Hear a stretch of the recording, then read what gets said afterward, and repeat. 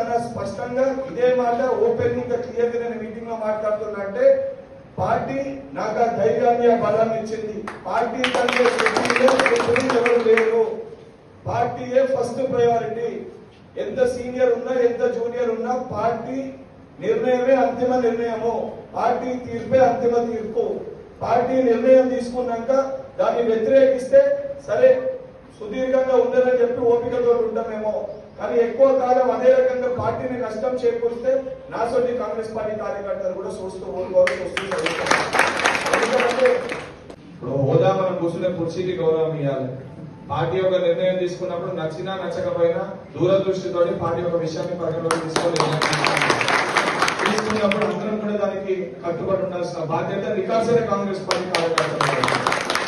ఎవరన్నా ఆ నిర్ణయానికి కట్టుబడకుండా నేను పెద్ద లేకపోతే మీరు చిన్న అని చెప్పి భావించేవారన్నా అది చేస్తే ఎంత సీనియర్ అన్నా సీనియర్ అంటే ఇంకా దానికి ఓర్పు ఎక్కువ ఉండాలి, సహనం ఎక్కువ ఉండాలి. కానీ పని చేయకూడదు అనేది నా ఉద్దేశం. వచ్చి ఇద్దరికి కూడా చెప్పాలి ఇది నిర్ణయం. ఈడ మీరు గెలుస్తారంటే వీళ్ళకే టికెట్ ఇవ్వాలి. ఈడ మీరు గెలిచే అవకాశం ఉందంటే గెలిచే అభ్యర్థికే టికెట్ ఇవ్వాలి. సుదీర్ఘంగా పార్టీ పట్టుకున్న వ్యక్తి ఇంకెవరన్నా అక్కడ గెలిచే అవకాశం లేదంటే వాళ్ళకి నామినేటెడ్ అవకాశం కల్పించాలి. ఇది నేను కూడా పాటించినా కాబట్టి ఈరోజు ఇంత బలంగా చెప్తున్నా. నేను పార్టీ నిర్ణయం తీసుకున్నంత వరకు మనకు కావాల్సిన ఒపీనియన్ మనం ఏదైనా చెప్పవచ్చు.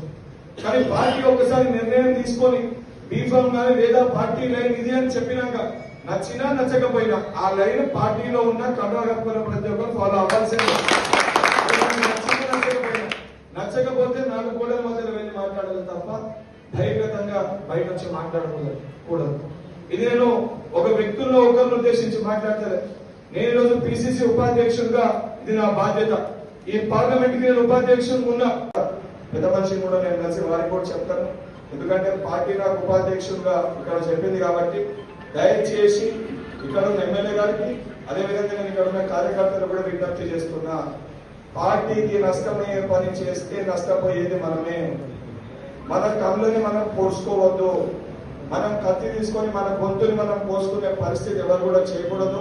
తప్పనిసరిగా ఈ మున్సిపల్ ఎన్నికల్లో ఉన్న అన్ని వాళ్ళు కూడా కైవసం చేసుకొని మున్సిపల్ చైర్మన్ పీఠం పైన మన వ్యక్తిని కూర్చోబెట్టుకొని ఏదైతే జగిత్యాల జిల్లా కేర్ ఆఫ్ కాంట్రవర్సీస్ కి కాదు, జగిత్యాల అడ్డా అంటే కాంగ్రెస్ అడ్డా అనే విధంగా మనం